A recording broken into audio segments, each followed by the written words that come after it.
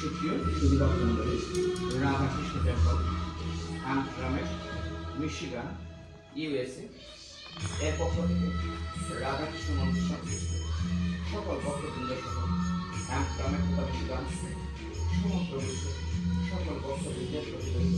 কৃষ্ণকে প্রণাম। আপনারা